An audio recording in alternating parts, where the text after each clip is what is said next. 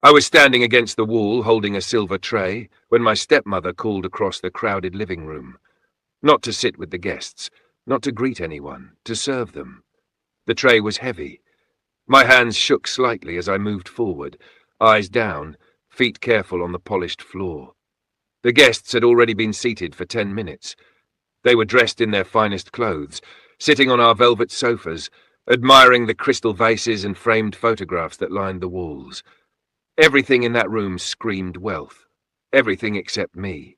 I wore a faded brown dress that used to be my school uniform. My hair was tied back in a simple bun.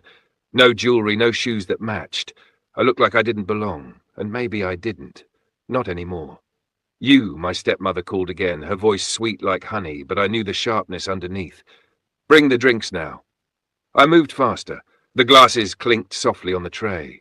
I approached the first guest, an older woman in a purple head tie, and offered her a drink.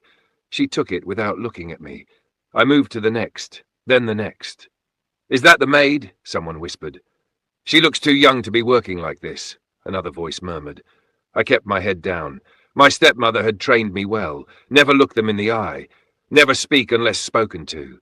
Never, ever embarrass her. Then he walked in. The man everyone had been waiting for. Tall, grey-haired, wearing a dark agbada that swept the floor as he entered. The room fell silent. Even my stepmother straightened her back, her smile widening as she rushed to greet him. "Chief Okonkwo, welcome, welcome! We are so honoured to have you in our home." He nodded politely, his eyes sweeping across the room. They paused on me for a moment. Just a moment. Then he looked away. I thought that was the end of it. But then, after he had greeted everyone, after he had been offered the best seat, after my stepmother had introduced her daughter proper, like she was presenting a prize, he spoke. "Where is the young woman from this house?" My stepmother blinked. "You mean proper? She is right here, Chief." He shook his head slowly. "No, I didn't come for her." The room froze. My stepmother's smile flickered. Just for a second. Then she laughed, light and airy, like he had made a joke. "Oh, Chief, you must be confused. That is just the help. She works around the house." But Chief Okonkwo wasn't smiling. He looked at me again. This time his gaze stayed. "What is her full name?" If you're already hooked, make sure to subscribe and drop a comment below. You won't believe where this story goes. I didn't always serve guests. I wasn't always standing at the back of the room. There was a time when I sat at the table, when I had my own chair, my own plate, my own voice. That time ended the day my mother died. I was 19 when it happened. Not sickness, an accident. A house fire in the middle of the night while she slept. She had gone to visit her sister in the village. The kerosene lamp tipped over. That's what they told us. By the time anyone noticed the flames, it was too late. My father received the call at 3 in the morning. I heard him scream from my room, a sound I will never forget, raw, broken, inhuman. We buried her a week later. After the funeral, my father became someone I didn't recognize. He still went to work, still came home, still ate, but there was nothing behind his eyes. He was a shell moving through the world, waiting for something I couldn't give him. For 6 months, I tried to hold us together. I cooked his favorite meals. I kept the house exactly the way Mama had kept it. I talked to him about my plans to finish my degree at the Polytechnic. I tried to make him see that life was still worth living, but he just stared past me like I was invisible. Then one evening, he came home with a woman. Her name was Victoria. She was elegant, well-spoken, and she carried herself like someone who had never known hardship. She wore expensive perfume and gold jewelry that caught the light when she moved. "Favor," my father said, his voice flat. "This is Victoria. We're getting married next month." I stood there, speechless. Next month? He had buried his wife of 25 years 6 months ago, and he was already remarrying. "It's nice to meet you," Victoria said, extending her hand. Her smile was perfect. Too perfect. I shook her hand because I didn't know what else to do. "Your father has told me so much about you," she continued. "I hope we can become friends." I wanted to scream. I wanted to shake my father and ask him what he was thinking. But I saw the emptiness in his eyes and knew that he wasn't thinking at all. He was drowning, and Victoria was the first hand that reached out to him. So I said nothing. They married 4 weeks later in a quiet ceremony. I stood beside my father and watched him marry a stranger, watched him put a ring on her finger while my mother's grave was still fresh. The night of the wedding, Victoria moved into our house, into my mother's room, into my mother's closet, into my mother's life. At first she was pleasant enough. She smiled at me in the morning. She asked about my classes at the Polytechnic. She cooked elaborate dinners that my father barely touched. But I saw the way she looked at me when he wasn't watching, like I was something that needed to be dealt with. 2 months after the wedding, her daughter arrived. Proper was 22, 3 years older than me, and she had her mother's sharp features and sharper tongue. "So you're the daughter," she said when we first met, looking me up and down. "Mama said you were still living here." "This is my father's house," I said quietly. She laughed. "For now." I didn't understand what she meant. Not then. Within weeks, things began to change. Small things at first. My seat at the dining table shifted, from across from my father to the end, then to a stool near the kitchen. "We need more space," Victoria explained. "Proper needs to sit close to discuss her business plans with your father." My father said nothing. He just nodded and continued eating in silence. My clothes started disappearing from the laundry. I would find them later, wrinkled and damp, thrown in a corner of the kitchen. "Oh, I thought those were rags," Victoria said when I asked. "They look so old." My textbooks vanished from the living room table where I studied. When I found them in the storage room, some pages were torn. "The girl who helps with cleaning must have moved them," Victoria said with a shrug. "You should keep your things in your room." But my room was changing too.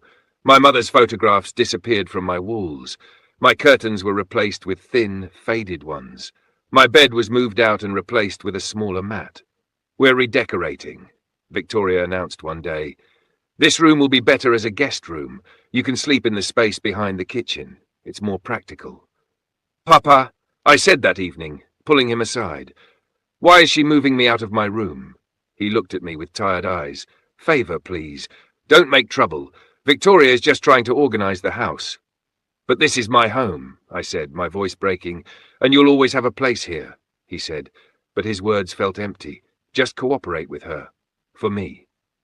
So I moved my things to the small room behind the kitchen, a room with no window, barely big enough for a mat and a small box for my clothes.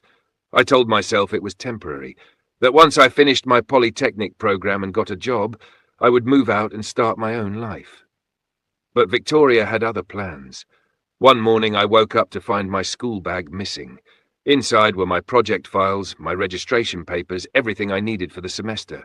I searched everywhere. Finally I found the bag in the trash bin outside, soaked with dirty water. What happened? I asked Victoria, holding up the ruined bag. She looked up from her tea, her face innocent. "Oh dear, the trash collectors must have taken it by mistake. Such a shame." "My school papers were in there," I said, my voice shaking. "My registration. Everything." She sipped her tea. "Well, you should have kept better track of your things." I went to my father, explained what happened, asked him for money to re-register and print new copies of my work. He sighed. "Favor, I just paid for Proper's business course. Money is tight right now. Can it wait?"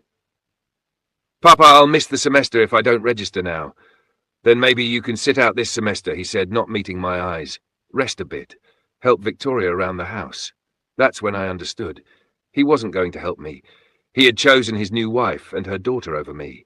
I stopped going to school, not because I wanted to, but because I had no choice. "Since you're home now," Victoria said the next morning, "you can help with the cooking and cleaning, just until you go back to school." But I never went back to school. Days turned into weeks. Weeks turned into months. I cooked. I cleaned. I served. I watched my life slip away, while Proper sat in the living room, scrolling through her phone, planning her boutique business with money my father gave her. "Girl, bring me water," she would call out, not even looking up. "My shoes need cleaning," Victoria would say, pointing at the mud-caked heels by the door. "Where is my food?" my father would ask, and I would bring it to him, watching him eat while I stood by the wall, waiting to clear his plate. I didn't become a maid overnight. I was slowly erased. My name stopped being used. I became you or girl, or sometimes just a snap of fingers.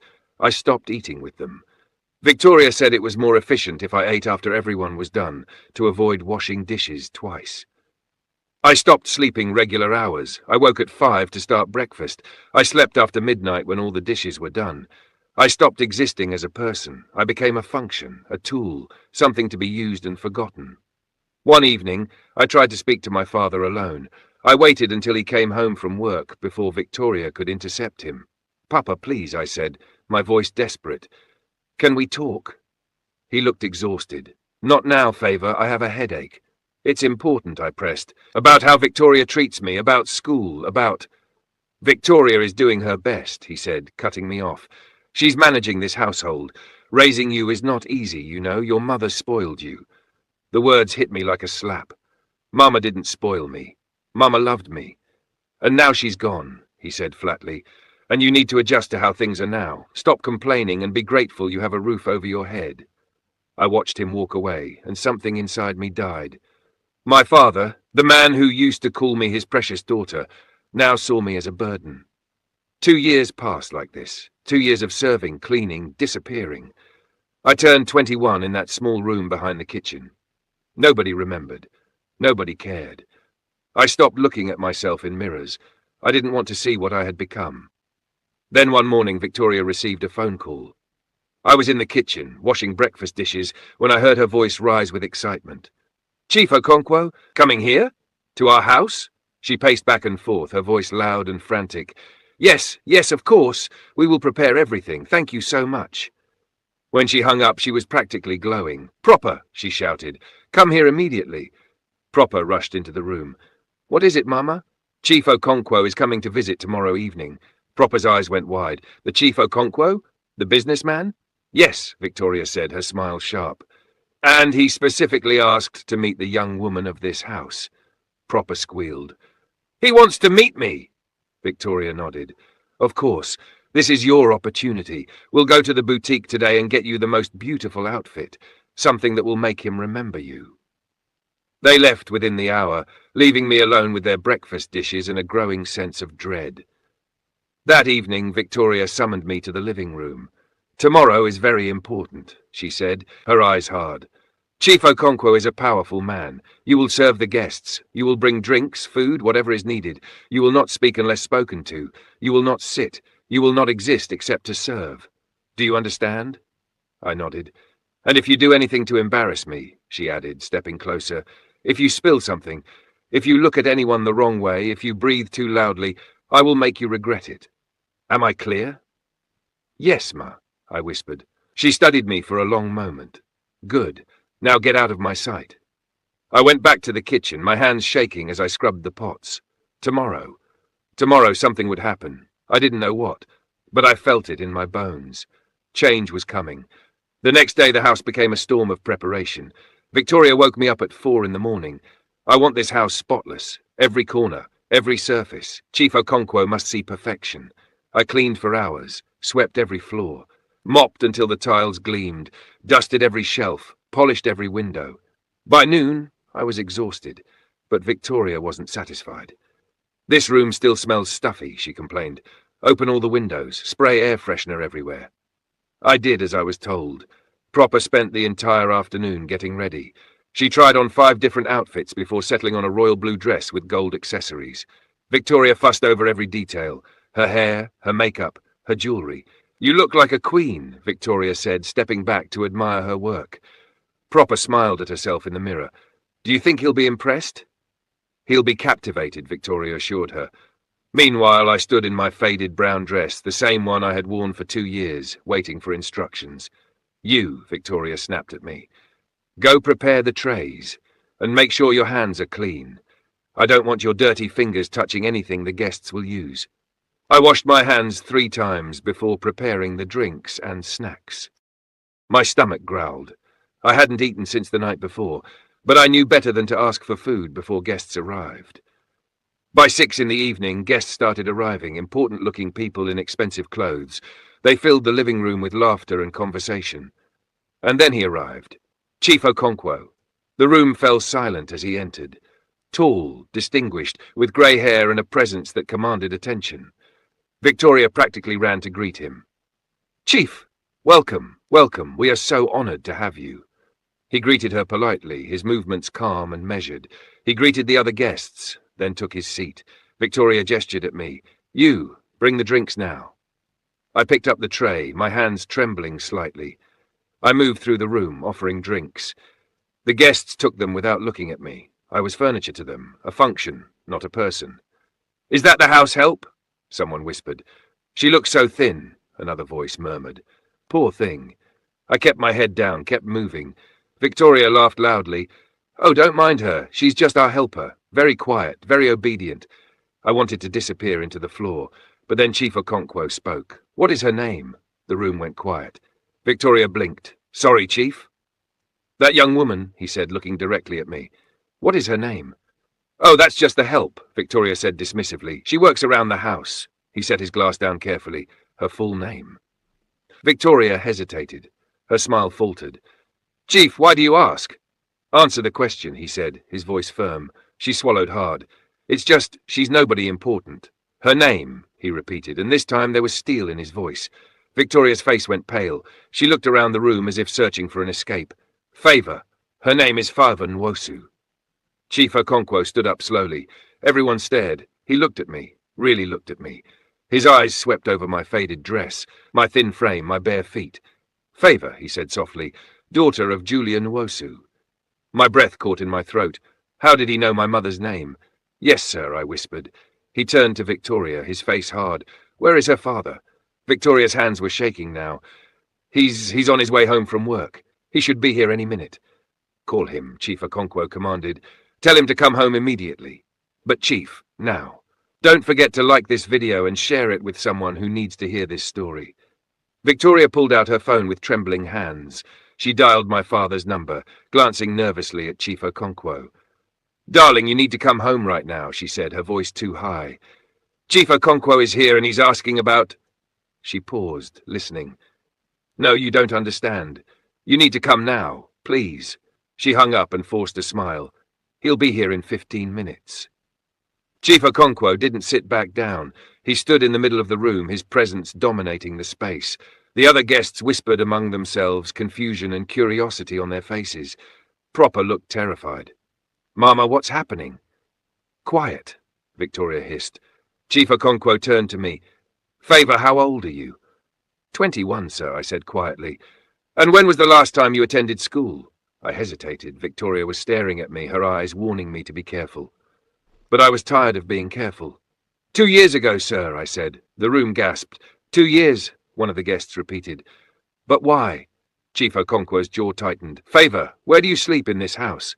"In the room behind the kitchen, sir." "And when do you eat?" "After everyone else is finished, sir." "Do you have your own clothes, your own belongings?" I shook my head. "Just this dress, sir, and a few old things." The guests were murmuring now, their voices growing louder. Chief Okonkwo turned to Victoria, his eyes blazing. "This is how you treat your husband's daughter? Like a servant?" "Chief, please, you don't understand," Victoria started.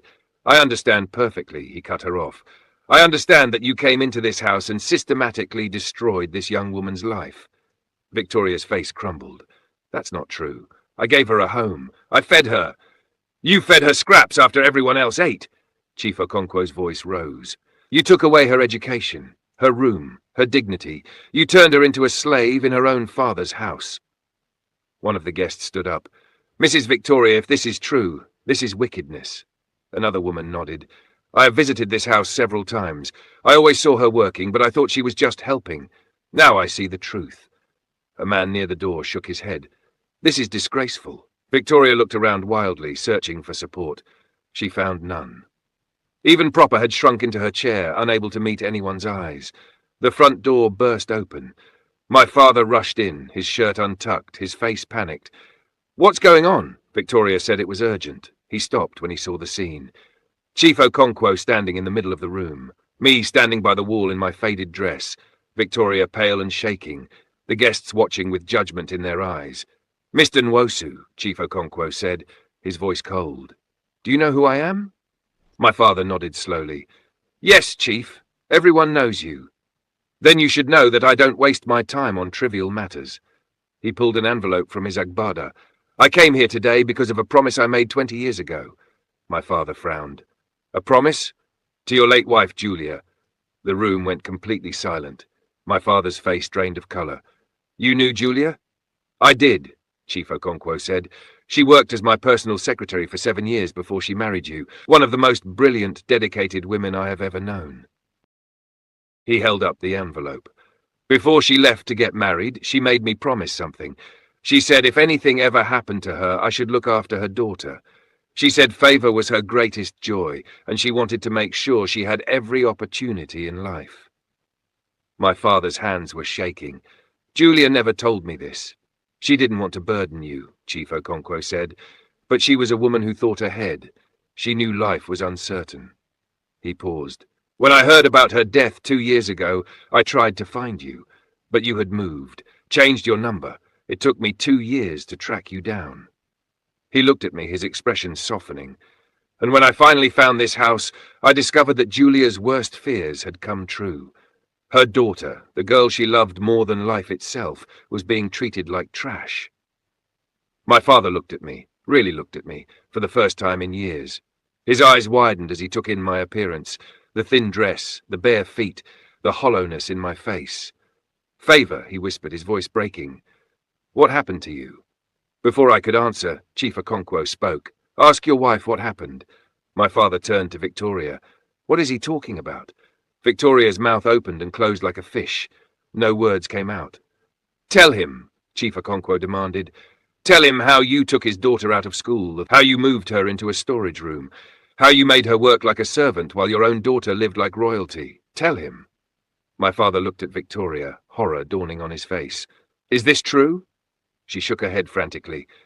No, I mean, it's not what it sounds like. She needed discipline, structure. I was just trying to help. Help. I spoke for the first time in years with my full voice, not a whisper. Everyone turned to stare at me. You destroyed my life. The words came pouring out like a dam had broken. You took my school papers and threw them in the trash. You moved me out of my room and into a space with no windows. You made me cook and clean from dawn until midnight. You made me serve everyone while I starved. You hit me. You called me worthless. You said my mother was useless, and that's why Papa replaced her so quickly. Victoria's face went white. My father's face went from white to red. You said, what about Julia? I didn't mean it like that, Victoria stammered. You spoke ill of my wife? My father's voice was shaking with rage. You disrespected the woman I loved? Darling, please, don't call me that, he roared. I had never heard him raise his voice like that. How could you? How could you do this to my daughter? To my favor? He turned to me, tears streaming down his face. I'm sorry. I'm so sorry. I was so lost after your mother died. I couldn't see straight. I let this happen. I let you suffer. Papa, I whispered, and I started crying too. 2 years of held-back tears came flooding out. He crossed the room and pulled me into his arms. I collapsed against him, sobbing. I failed you, he whispered into my hair. I failed your mother, but I swear to you I will make this right. Chief Okonkwo cleared his throat. Mr. Nwosu, I came here to offer your daughter something. Your late wife left money with me. She saved for years from her salary, knowing she wanted Favor to have the best education possible. That was fine. Money has been sitting in an account, growing, waiting for Favor to be ready. I pulled back from my father, wiping my eyes. Mama left money? Yes, Chief Okonkwo said. Enough for a complete university education. Room and board, books, everything you need. He looked at my father. I also own a private university in the capital, one of the best in the country. I'm offering Favor a full place there, starting next term. I couldn't breathe. My father's face crumpled. She deserves it. She deserves everything. He looked at me. Go, Favor. Go and live the life your mother wanted for you. I have no right to ask you to stay. I looked at Victoria, who was crying now, her perfect makeup running down her face. I looked at Proper, who couldn't meet my eyes. I looked at my father, broken and sorry. And I looked at Chief Okonkwo, this stranger who had kept a promise for 20 years. I'll go, I said, my voice steady. I'll go and make Mama proud. The guests began leaving one by one. Some stopped to touch my shoulder. Some whispered that they were sorry they hadn't spoken up sooner. When the last guest had gone, my father turned to Victoria. "Pack your things," he said quietly. "You and your daughter. I want you out of this house by tomorrow morning." Victoria's face went pale. "But where will we go?" "That's no longer my concern," he said coldly. "You showed no concern for my daughter's welfare. Why should I show concern for yours?" "Please," she begged, "give me another chance. I'll do better. I'll treat her right." "It's too late," he said. "You had 2 years to do the right thing. You chose cruelty instead." He turned to me. "Favor, your old room. I want you to move back in tonight. I'll help you." We walked together to the small room behind the kitchen. He stood in the doorway, looking at the cramped space, the thin mat on the floor, the box of my few belongings. "You lived here for 2 years?" he asked, his voice hollow. "Yes, Papa." He closed his eyes, tears leaking out. "I will never forgive myself." "You're here now," I said softly. "That has to count for something." That night, I slept in my old bed, in my old room. My father had cleaned it himself, brought back my mother's photographs, hung new curtains. I lay awake for hours, unable to believe what had happened. Tomorrow, my life would change. Tomorrow, I would start becoming who I was meant to be.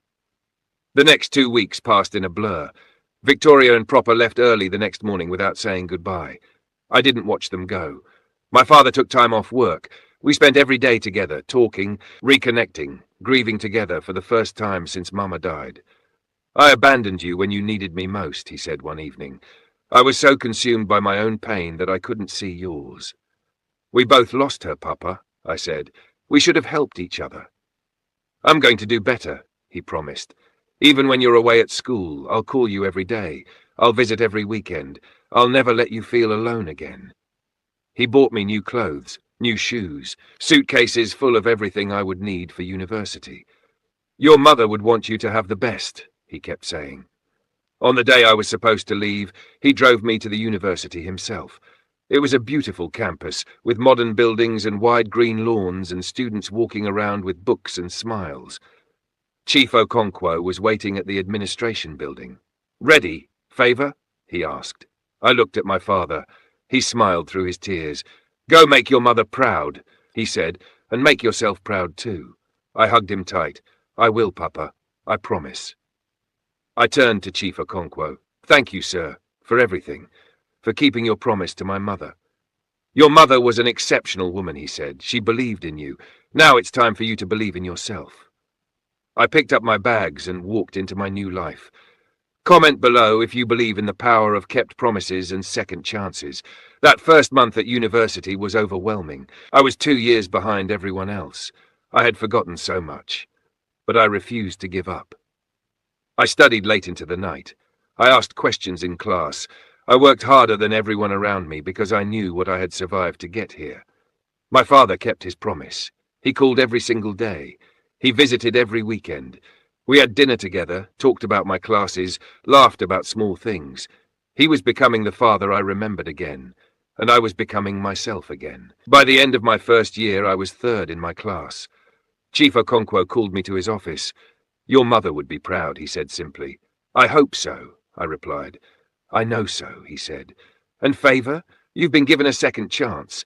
Don't just survive it. Thrive in it." And that's exactly what I did. I threw myself into my studies, I made friends, I joined clubs, I volunteered at a shelter for women who had been abused, because I understood what it felt like to be invisible. I graduated top of my class 4 years later. My father sat in the front row, crying openly as I walked across the stage to receive my degree. Chief Okonkwo was there too, smiling like a proud parent. That night, we visited my mother's grave together. I placed my degree certificate on her headstone. "I did it, Mama, just like you wanted." My father put his arm around me. "She would be so proud of you." "She would be proud of both of us," I said. "We found our way back." Now, 5 years after graduation, I work as a counselor at a women's center. I help women who have been abused, marginalized, erased from their own lives. Because I know what that feels like. I know what it's like to be treated as less than human in your own home. I know what it's like to lose yourself piece by piece, and I know what it's like to find your way back. Last year, I received a letter. It was from Victoria. Inside, just a few words. "I'm sorry. I know it changes nothing, but I'm sorry." I read the letter twice. Then I put it in a drawer. I had forgiven her, not for her sake, but for mine. Holding on to anger would only hurt me, but I didn't need her apology to move forward. I had already moved forward. Chief Okonkwo is retired now, but we still have lunch together once a month. He tells me stories about my mother, about how brilliant and kind she was. She saved that money for years, he told me recently. She could have spent it on herself, but she always said, "This is for Favor's future." She loved you more than anything. I know, I said, smiling through tears, and I'm living the future she wanted for me. My father remarried last year, a kind woman named Grace who treats me like a daughter, who includes me in family decisions, who respects me. Your father told me everything, she said when we first met. What you survived, how strong you are. I promise I will never make you feel invisible. And she hasn't. Hit that subscribe button if this story touched your heart. Share it with someone who needs to hear it today. People often ask me how I survived those 2 years, how I didn't break completely. The truth is, I did break. I shattered into pieces. But breaking isn't the end. Sometimes you have to break before you can rebuild yourself stronger. I survived because somewhere deep inside, I held on to a tiny spark of who I used to be, the girl my mother raised, the daughter she loved, the woman she believed I could become. They tried to erase me. They tried to make me forget my worth. But some people are only hidden, not forgotten. And when the right person looks, when the right moment comes, when someone keeps a promise made long ago, the truth always finds its way to the light. My name is Favor Nwosu, daughter of Julia, and this is my story. A story of survival, of promises kept, of second chances, and of a mother's love that reached beyond the grave to save me. If you enjoy African folktales like this, please subscribe now so you do not miss the next story.